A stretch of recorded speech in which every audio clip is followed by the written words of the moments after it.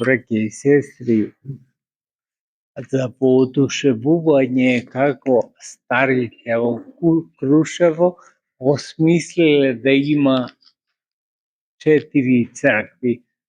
Тоа од една страна сведочи дека Крушево не било мало, како сега, ама од друга страна многу сведочи за црковниот дух кој го имале.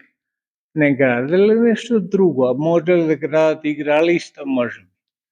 Ама граделе цркви. И во ова мало место, кое сега им нема повеќе од 2000 жители, има 4 цркви. Една од нив е оваа црква на Света Троица, по која редовно служиме за вториот ден на Петдесетница. Што значи возвишено чувство на верата имале предците ваши, сите кои го населувале тогаш Крушево.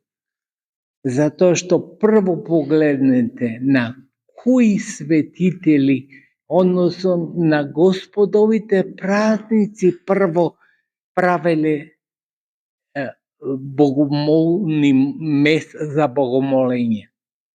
Ова место на Света Троица, што повозвишено од тоа? Манастирот Свето Вознесение Христово.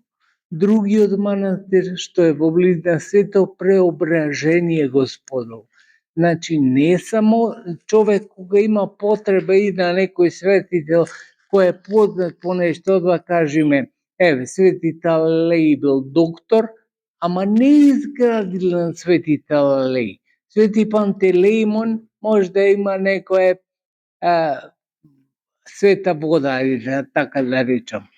Ама главните цркви, црквите во кои се црквувале, секогаш биле посветени на Бога или на некој настан поврзан со Бога. Тоа е многу важно. И затоа јас, наоѓајќи се пред потомци на таков избран електорат во црквата, денеска ќе сакам да говорам за нешто што многу ретко се говори, можеби некој не ни слушнал дека постои, а тоа е една разлика суштинска која имаме прво со римокатолиците, а потоа и со другите конфесии христијански. А тоа е токму околу Духот Свети. Дали Духот Свети исходи и од Оца и од Сина, или исходи само од Оца, како што читаме ние во символ на верата.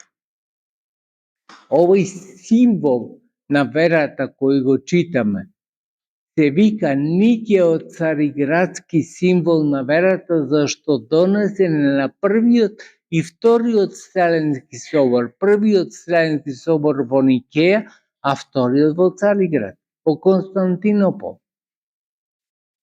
Ќе ми рече некој, како во Евангелието пишува дека Христос ќе ни го испрати Духот Свети. И сосема точно. Во овој свет, браќа и сестри, во овој створен свет, да разликуваме, Духот Свети го испраќа Синот. Ама, што прави православната црква, целата источна воопшто црква, тоа уште многу рано го согледала. Не може да има, па дури ни Божјото лице на Светата Троица, два почетоци. Еден е изворот на Божеството, само Отецот. Отецот го раѓа Синот и го исходи Духот Свети. И нашиот Никеот цариградски символ на верата зборува за предвечниот Бог, за оној Бог пред тие 6 милиарди години пред стварањето на светот. Тогаш како постоел Бог. А во овој свет се доаѓа и преку Синот, и затоа вели Господ во Евангелието според Јована во 15 глава, Духот Утешителот треба да дојде, кој доаѓа преку мене, но изворот е во Отец. Така пишува во тој 26 стих во 15 глава на Евангелието според Јована. Значи, Духот Свети доаѓа во овој свет преку Синот. И ако велат римокатолиците и Духот Свети кој исходи од Отца и од Сина, треба само да додадат во овој свет. Ама во вечноста не исходи Духот Свети и од Сина, исходи само од Отца. Затоа што уште Аристотел, он е учител на Александро Велики, ги разработувал почетоците и секогаш говорел за тоа дека нема два почетоци. Не може да има два почетоци нештото, има само еден почеток. Особено Бог, кој е Света Тројца, кој викаме на некој начин е безпочетен, затоа и користиме други зборови за да покажеме дека Синот е роден, ама пак од Отца е роден, и дека исходи Духот Свети, ама пак од Отца исходи. Тука нема време. Пред тие 6 милиарди години кога е створен овај свет, нема време. Се сеќавам Анштајн, кој многу го разработувал тоа времето и просторот, кога го прашале, а имало време пред светот да створи? Вели, читајте го Свети Августин. Не може би да вика Анштајн големо име. Денес нема некој кој не го познава Анштајн. Ама Анштајн се повикува на Свети Августин да каже дека нема време пред да биде створен овај свет.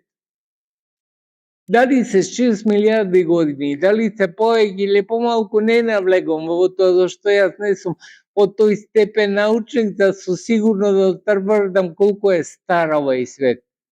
Меѓутоа ето знам дека нема време пред да се створи овај свет. Ето е многу важно. Што значи секој кој сака на Бога Отца да му стави време, неуспешно ќе го прави тоа. Како Ари или Ариевците кои зборувале за тоа, а што правел Бог пред да го роди Синот? Нема, браќа и сестри, пред да го роди Синот и пред да го исходи Духот Свети, нема кај Бога. Зашто нема време?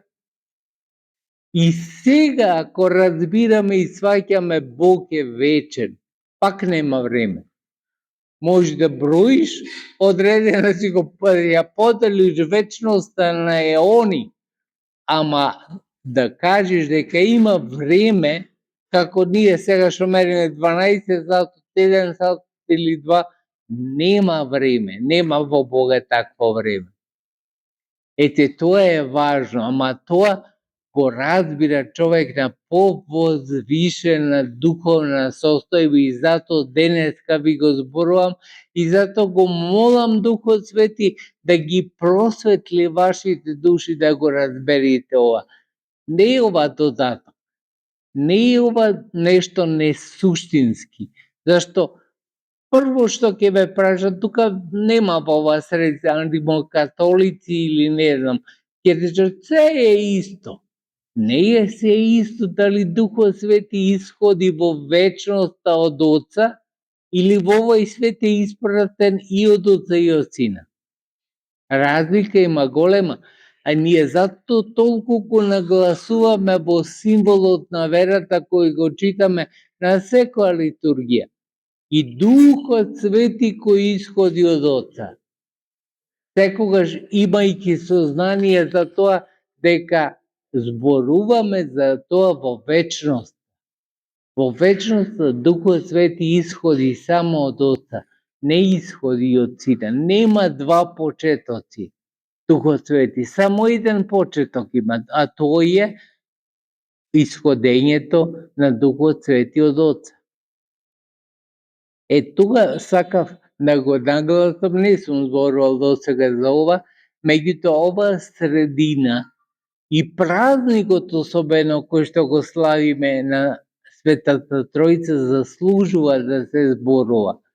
Некогаш, нема често да имате прилика можеби да размислувате за оваа тема и да говорите за оваа тема, ама некогаш некој може да ви рече: аха, Синот исходи и од Отца и од Сина.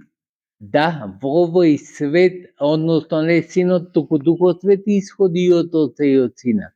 Да, во овој свет испратен е, велиме, точен израз, испратен е и од Сина, ама во вечноста не исходи, не излегува, не произлегува и од Сина, туку само од Отца.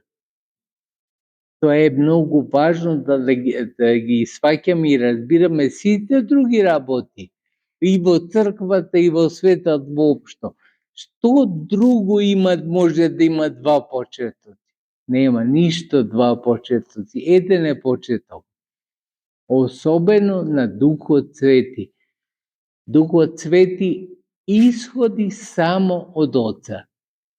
Ете, браќа и сестри, можеби ова беше тврд орев за многумина, ама неопходен е. Сите да се надраснуваме во верата, затоа што верата наша не е само некое просто сваќање и објаснување за животот на светителите, туку е возвишена мисла. Возвишено, го спомнав Александар Велики, тој зошто се воодушевил од Аристотел? Аристотел му ја пренесувал философијата која била највозвишена во тоа време. Немале уште права теологија елините, затоа што подоцна е дојдено христијанството, ама имале многу длабока основа за добра теологија, а тоа била философијата. Таа философија ја стекнал Александар Велики. И зошто не пренесол многумина, вела, зошто македонци, македонски јазик не пренесол до Индија, туку елински? Затоа што бил воодушевен од елинската философија.